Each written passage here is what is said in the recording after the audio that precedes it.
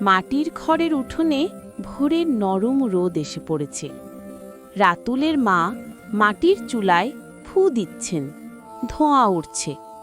সাদা শার্ট আর নীল প্যান্ট পরা রাতুল আর নীল ফ্রক পরা মিতু কাঁধে কাপড়ের ব্যাগ ঝুলিয়ে খালি পায়ে স্কুলের পথে রওনা হলো। তাদের মুখে এক নির্মল হাসি। গ্রামের একমাত্র প্রাইমারি স্কুল। টিনের চালার নিচে ছোট ছোট ছেলেমেয়েরা বেঞ্চে বসে মন দিয়ে স্যারের পড়া শুনছে। স্যার একটা পুরনো ব্ল্যাকবোর্ডে চক দিয়ে লিখছেন। বাইরে থেকে ভেসে আসছে পাখির ডাক আর পাতার মর্মধ্বনি। টিফিনের ঘণ্টা বাজতেই সব বাচ্চারা হইচই করে মাঠের দিকে ছুটল। কেউ গোল্লা ছুট খেলছে, কেউ বা গাছের ছায়ে বসে আচার খাচ্ছে। মিতু আর তার বান্ধবীরা একা দোক্কা খেলছে। দুরন্তপনা সে এক অসাধারণ দৃশ্য।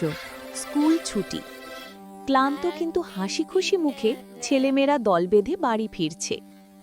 সবুজ ধানক্ষেতের মাঝখানের সরু আলপথ ধরে হাঁটতে হাঁটতে কেউ কাঠি দিয়ে টায়ার গড়িয়ে নিয়ে যাচ্ছে, কেউ বা বন্ধুদের সাথে গল্পে মশগুল।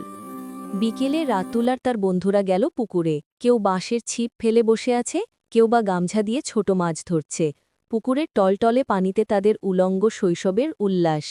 হঠাৎ রাতুলের ছিপে টান পড়ল। সবার চোখে মুখে উত্তেজনা। অন্যদিকে মিতু আর তার বান্ধবীরা বাড়ির বারান্দায় বসে পুতুল খেলছে।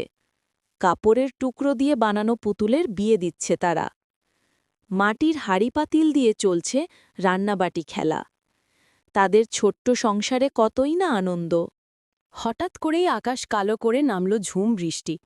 ছেলেমেয়েরা সব খেলা ফেলে বৃষ্টিতে ভিজতে শুরু করল। কলার পাতা মাথায় দিয়ে কেউ বা ছুটছে। মাটির সোদা গন্ধে ভরে গেল চারপাশ। এই বৃষ্টি ভেজার আনন্দ আজকের কোনো ভিডিও গেমে পাওয়া যাবে না। বৃষ্টি থেমেছে।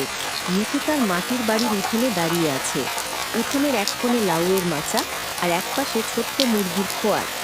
মাটির দেয়াল আর টিনের চালার এই ঘরগুলো পেয়েছিল অপার শান্তি। সন্ধ্যা নেমেছে। চারিদিকে ঝিঁঝি পোকার ডাক। ঘরে ঘরে জ্বলে উঠেছে কুপির আলো। রাতুল হারিকেনের ম্লান আলোতে বই নিয়ে বসেছে। দাদি উঠোনে বসে পান সাজছেন আর রূপকথার গল্প শোনাচ্ছেন।